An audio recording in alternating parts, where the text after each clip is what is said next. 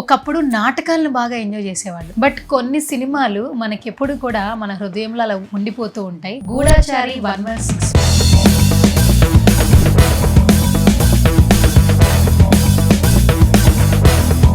ఎంతమంది హీరోలు ఉన్నా ఇప్పటికీ సూపర్ స్టార్ కృష్ణ గారికి అభిమానులు కొనసాగుతూనే ఉంటారు. ఆ లెగసీని మహేష్ బాబు గారు కంటిన్యూ చేస్తూ ఉన్నారు.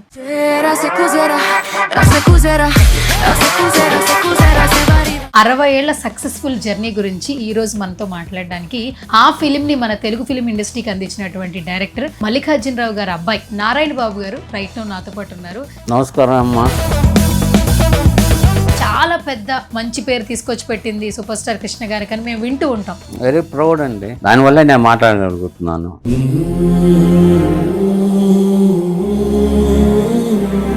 ఇండియాలో ఫస్ట్ లవకుశ సీత క్యారెక్టర్ వేసింది మా నానమ్మ గారు. ఓకే, ఎంత ప్రౌడ్ గా ఉంటుందండి.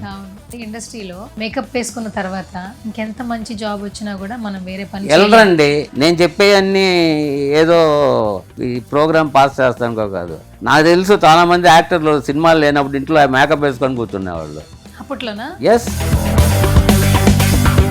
గూఢాచారి 116 ఎలా క్రియేట్ చేయగలిగింది? రామారావు గారు ఫాదరు మంచి ఫ్రెండ్స్. మా ఫాదర్ వెళ్ళి అడిగారు రామారావు గారిని, ఇట్లా సినిమా డైరెక్ట్ చేయాలనుకుంటున్నాం, మేము సొంతగా చేస్తున్నామంటే, బ్రదర్ అసలు ఇప్పటికే చాలా లేట్ అయింది, మీరు ఎప్పుడో వచ్చి ఉండాల్సింది, మీకు తప్పకుండా చేస్తున్నాను, రెడీ చేసుకోండి అన్నారు.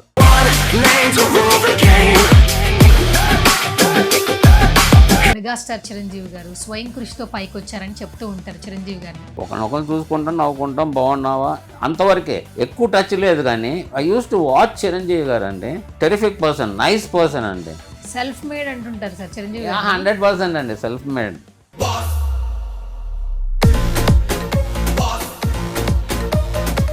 కానీ ఇప్పుడు అసలు మ్యూజిక్ డైరెక్టర్ బట్టి కూడా సినిమాకి వెళ్తున్నారు సార్. ఫ్రెండ్ తమన్ కూడా వీళ్ళ మిగతా మ్యూజిక్ డైరెక్టర్ లాగా వచ్చినాడు కాదండి. సాయి అతని పేరు యాక్చువల్గా. ఇట్లా చేసి సాయి అంటే ఓకే అంకుల్, ఓకే అంకుల్ అని చెప్పి ఫ్యామిలీ ఫ్రెండ్స్ కూడా కాదు, మేము ఒకటే ఫ్యామిలీ అనొచ్చు.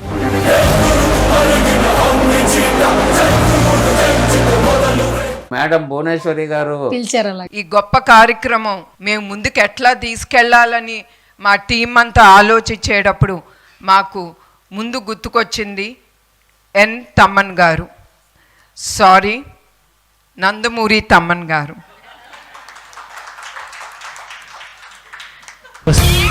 హాయ్, హలో, నమస్తే. This is Suvarna. Welcome to Suman TV.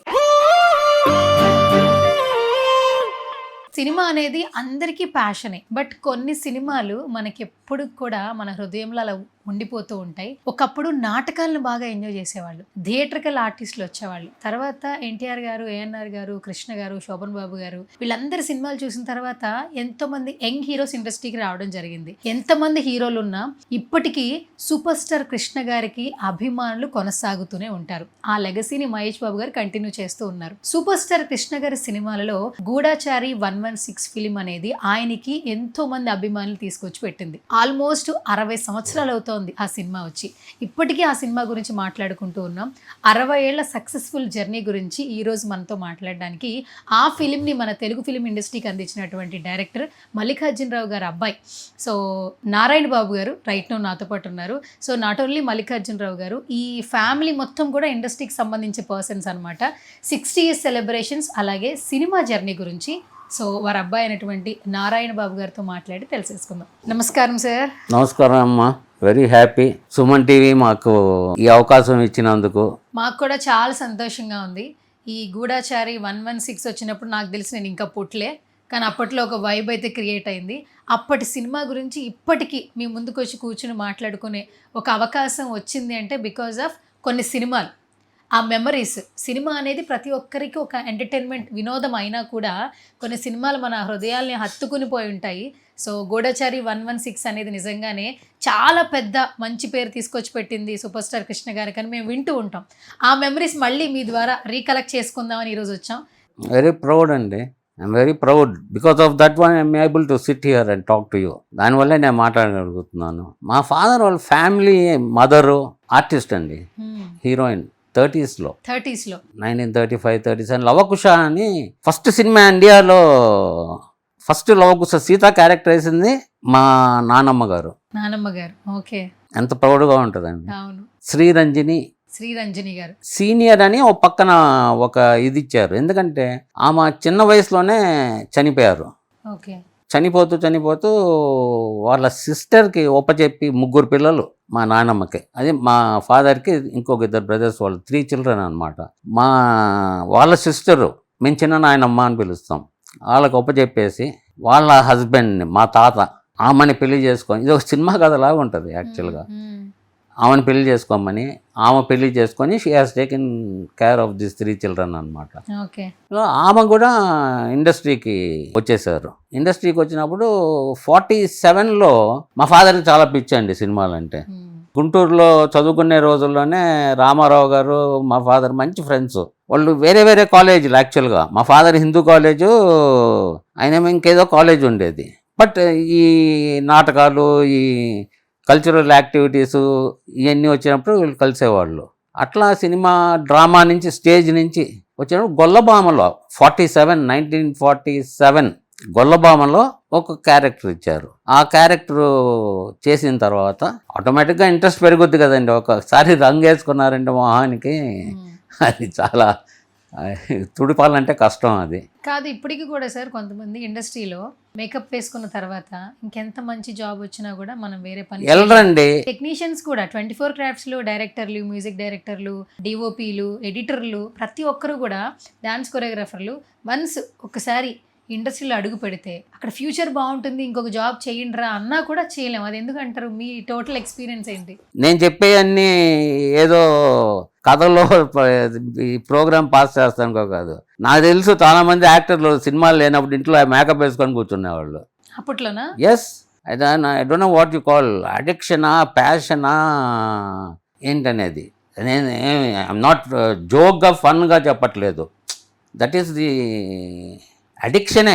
It's not passion. అంటే పని అయినప్పుడు ఎందుకు మేకప్ వేసుకుంటాం, ప్యాషన్ ఎందుకు అవుద్ది, కానీ అది ఒక అడిక్షన్. సో ఇప్పుడు నాన్నగారి గురించి మాట్లాడుకుందాం. సో ఆయన జర్నీ కానీ, ఇప్పుడు మీ ఫ్యామిలీ అందరూ కూడా ఇండస్ట్రీ జర్నీయే, కానీ అప్పట్లో గూఢచారి 116 అనేది కృష్ణ గారికి చాలా మంచి పేరు తెచ్చిపెట్టిందని వింటూ ఉన్నాం మేము. సో ఒక్కసారి ఆ మెమరీస్ని చెప్పండి. అంత బూమ్ గూఢచారి 116 ఎలా క్రియేట్ చేయగలిగింది? మా ఫాదరు మీకు నేను ఇందాక చెప్పినట్టుగా గొల్లబొమ్మలో యాక్ట్ చేశారు. యాక్ట్ చేసిన తర్వాత వాయిని స్టూడియోలో అదొక స్కూల్, అదొక పెద్ద స్కూల్ ఆ రోజుల్లో. ఈయన యాక్టింగ్ కోసం వెళ్తే వాళ్ళు చేర్చుకుంటారనమాట. చేర్చుకొని నెలకు 100 రూపాయలు, 150 శాలరీ ఇస్తారు. ఏదైనా అవకాశం ఉంటే వేషం ఇస్తారు. దాంట్లో రామారావు గారు కూడా ఉన్నారు. రామారావు గారు ఫాదరు మంచి ఫ్రెండ్స్. సరే అని చెప్పి ఒక 7 months 8 months అయిపోతుంది. మా ఫాదర్ ఎం మల్లికార్జునరావు, ఆయనకి ఒక వేషం కూడా రాలా. ఇంకా ఆయన ఓపిక పట్టలేక కేవీ రెడ్డి గారి దగ్గరికి వెళ్ళి ధైర్యం చేసి, సార్ నేను వచ్చింది డబ్బులు తీసుకొని ఊరినే కూర్చొని తిని వెళ్తాను కాదు సార్, అంబిషను ఇది అంటే. అయ్యో నేను మర్చిపోయానయ్యా అసలు నీ గురించి, నేను రాకపోతాం అంటే ఏమన్నా వచ్చుండవు వేషాలు, ఒక పని చేయి, నువ్వు ఖాళీగా ఉంటావు ఎందుకు, ఎల్లి ప్రసాద్ గారి దగ్గర నేను చెప్తాను, నేను డైరెక్షన్ డిపార్ట్మెంట్లో చేరమన్నారు. సరే, హీ ఆల్సో ఐడల్గా ఉంటాం ఎందుకు అని చెప్పి ఎల్లి ప్రసాద్ గారి దగ్గర డైరెక్షన్ డిపార్ట్మెంట్లో చేరారు. ఇంకా అక్కడి నుంచి he like that profession. He was good in writing, doing screen play. అందరు పెద్ద పెద్ద డైరెక్టర్లు అందరూ బాగా లైక్ చేసేవాళ్ళు.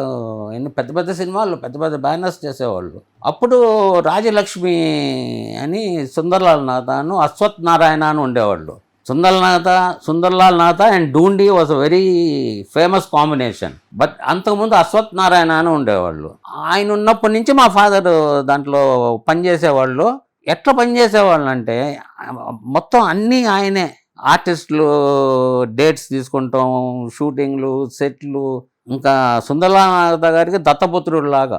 సో సిఎస్ రావు గారు చేసిన, వి మధుసూదన్ రావు గారు చేసిన, అందరికీ చాలా డీప్గా అసిస్టెంట్ అంటే ఊరినే అక్కడ వచ్చి అట్లా చేస్తాం కాదు. He was almost a small part of direction department of the director, small part of the director. అది నేను చెప్పింది కదండి, చాలామంది నాకు చెప్పింది నేను షేర్ చేసుకుంటున్నా. అసలు యాక్చువల్గా శాంతి నివాసం ఆయన చేయాల్సింది.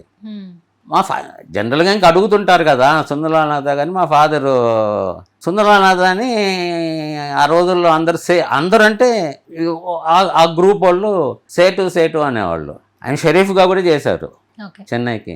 సేటు నాకు సినిమా ఎప్పుడు ఇస్తావు సేటు అంటే నెక్స్ట్ సినిమా నీదే మళ్ళీ అని పిలిచేవాళ్ళు ప్రేమగా.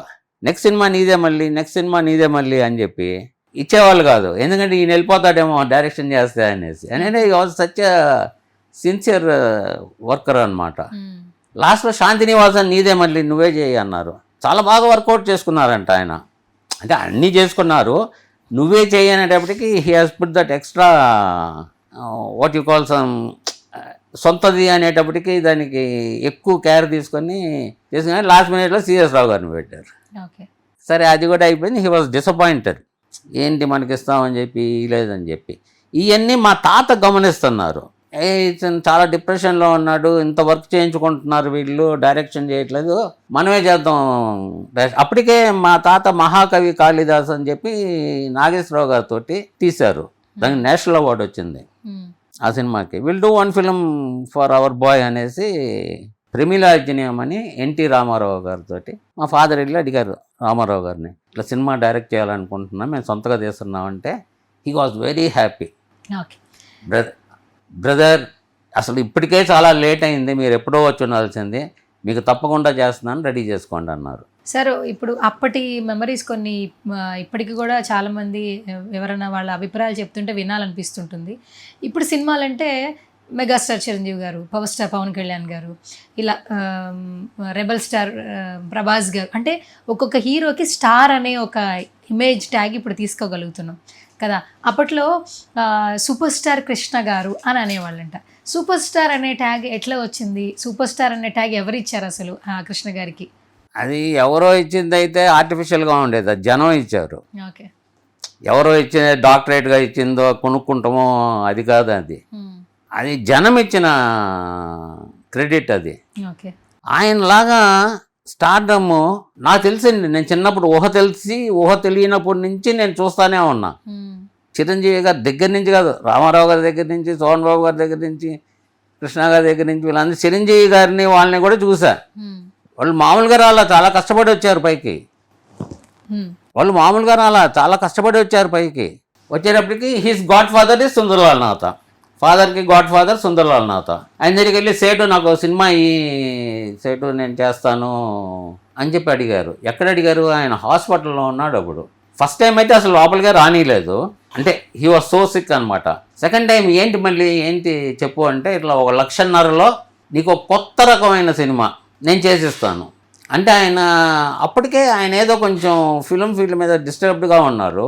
ఇది రాజలక్ష్మి బ్యానర్ వాళ్ళది.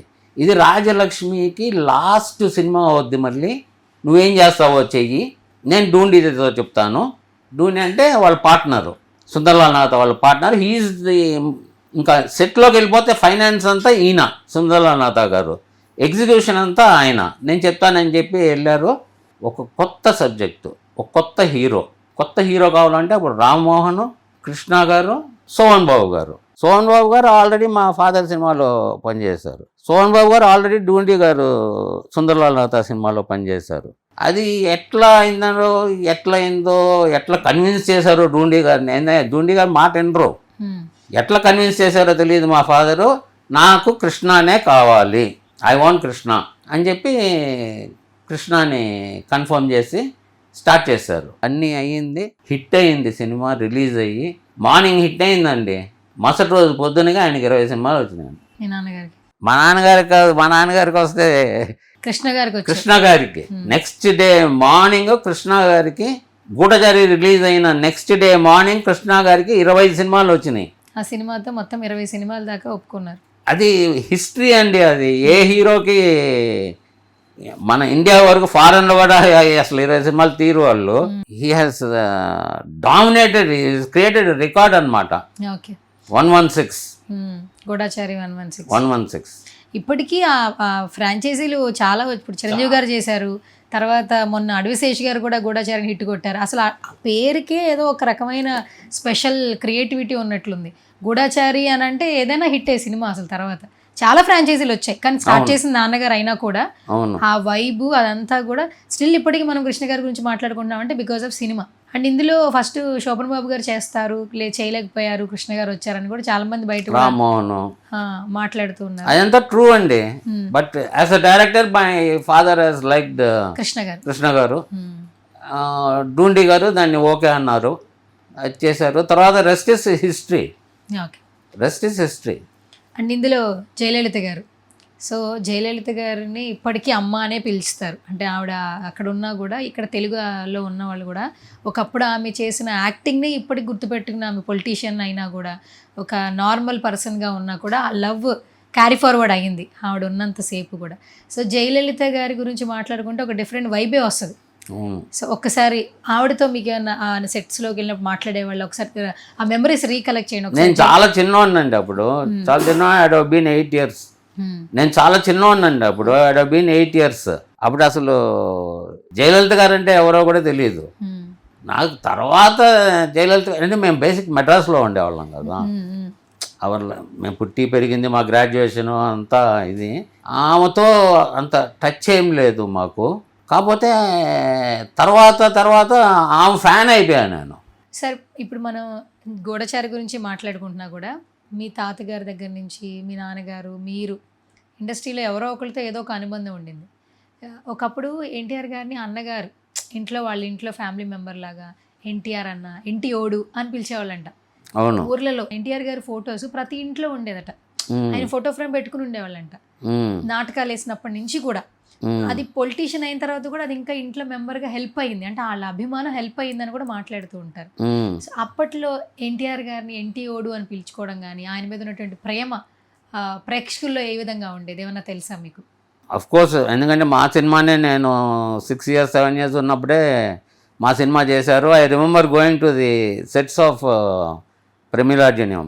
అండ్ నాన్ కాంట్రవర్షియల్ పర్సన్ అండి, not only with the industry కానీ ఇది కానీ అది కాదు. ఆయన పొద్దున బదుల రోడ్లో ఉండేవాళ్ళు. పొద్దున్న తిరుపతికి వెళ్ళిన తర్వాత సెకండ్ దేవుడు ఈయన దగ్గరికి వచ్చేవాడు. జనం పొద్దున బస్సులు వచ్చాయండి.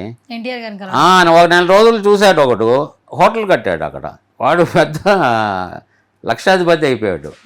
వీళ్ళందరూ వస్తాం, ఆయన దర్శనం చేసుకుని అక్కడ టిఫిన్ తిని వెళ్తాం. సో ఇప్పుడు ఏంటంటే ఇండస్ట్రీలో ప్రతి ఒక్కరు చిరంజీవి గారిని ఇన్స్పిరేషన్గా తీసుకుని ఇండస్ట్రీకి వస్తున్నారు. హీరోలు, డైరెక్టర్లు, యాక్టర్లు, టెక్నీషియన్స్. మెగాస్టార్ చిరంజీవి గారు స్వయం కృషితో పైకి వచ్చారని చెప్తూ ఉంటారు చిరంజీవి గారిని. సో చిరంజీవి గారి గురించి ఏమైనా చెప్పగలరా మీరు? డెఫినెట్లీ.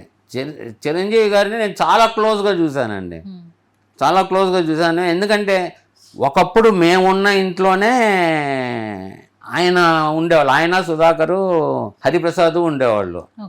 ఆ పక్కనే ఇంకొక రూమ్లో ఇంకొక స్టూడెంట్స్ ఉండేవాళ్ళు. మాకు ఎక్కువ వాళ్ళతోనే పరిచయం. కాకపోతే వీళ్ళని చూస్తుండేవాళ్ళము, ఒకరినొకరు చూసుకుంటాం, నవ్వుకుంటాం, బాగున్నావా అంతవరకే, ఎక్కువ టచ్ లేదు. కానీ I use to watch Chiranjeevi గారు అండి. టెరిఫిక్ పర్సన్, నైస్ పర్సన్ అండి, hard working, very hard working person, terrific person, confident person. ఆయనను సుధాకరు మంచి ఫ్రెండ్స్, ఆయన సుధాకరు. బట్ యాక్చువల్గా అందరూ సుధాకరే బాగా వస్తాడు పైకి ఈయనకన్నా అనుకున్నారు. నాకు తెలియని కూడా నేను చూశాను, ఫ్రెండ్స్తో చెప్పి విన్నాను. ఇంత హార్డ్ వర్క్ చేసి ఎవ్వరూ ఇండస్ట్రీకి రాలా.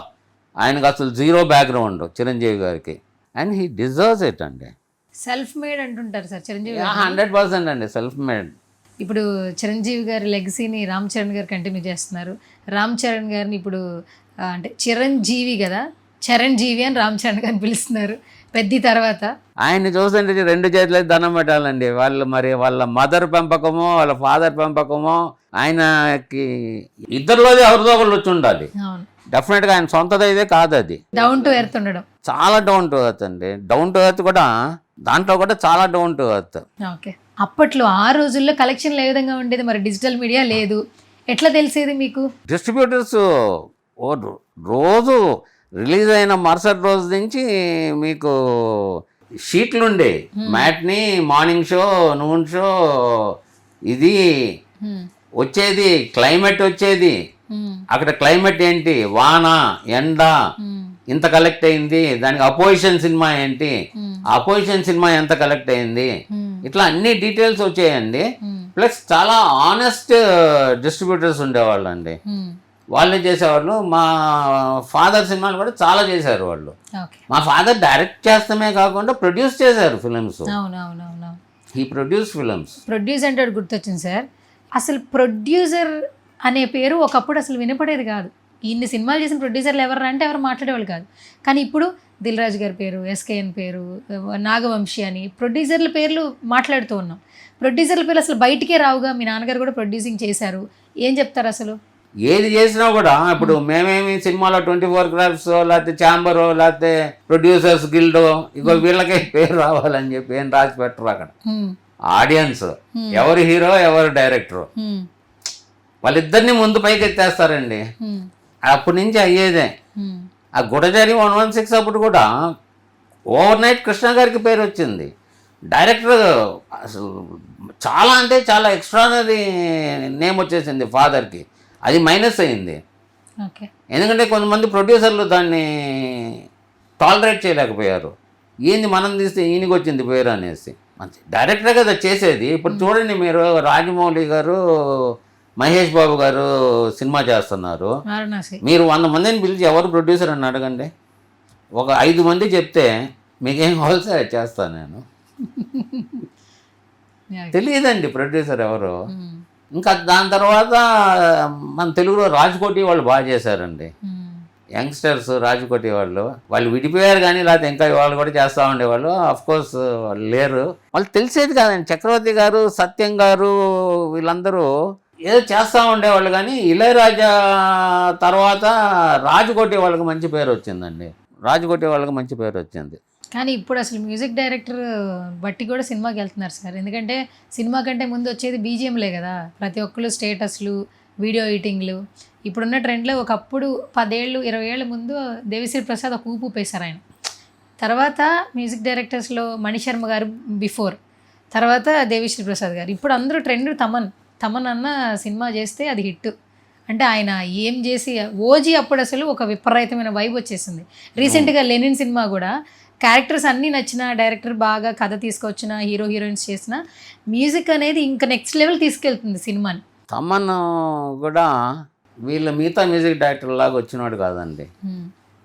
వాళ్ళ ఫాదర్ అరేంజర్. యాక్చువల్గా అరేంజర్ అంటే ఏదన్నా ఒక మ్యూజిక్ డైరెక్టర్ సాంగ్ కానీ రికార్డింగ్ కానీ చేస్తుంటే దానికి కావాల్సిన ఆర్కెస్ట్రా ఇవన్నీ ఇస్తే ఆయన చేస్తూ ఉండేవాళ్ళు. తమన్ చాలా చిన్నప్పుడు చనిపోయారండి ఆయన. ఓకే. చాలా చిన్నప్పుడు చాలా చెప్పుంటారు తమన్. కానీ నాకు పర్సనల్గా తెలుసు ఇవన్నీ. తమన్ నేనే ఒక సీరియల్ చేస్తున్నప్పుడు భానుచంద్ర వాళ్ళ అన్న మ్యూజిక్ ఆ సీరియల్కి. దానికి తమన్ వచ్చి డ్రమ్స్, ఎలక్ట్రానిక్ డ్రమ్స్ వాయించేవాడు. ఈ వాజ్ హార్డ్లీ 10 years 11 years అండి. వాళ్ళ మదర్ వాళ్ళందరూ నాకు బాగా తెలుసు. ఐ వాజ్ రియలీ మనసు తరుక్కుపోయేది.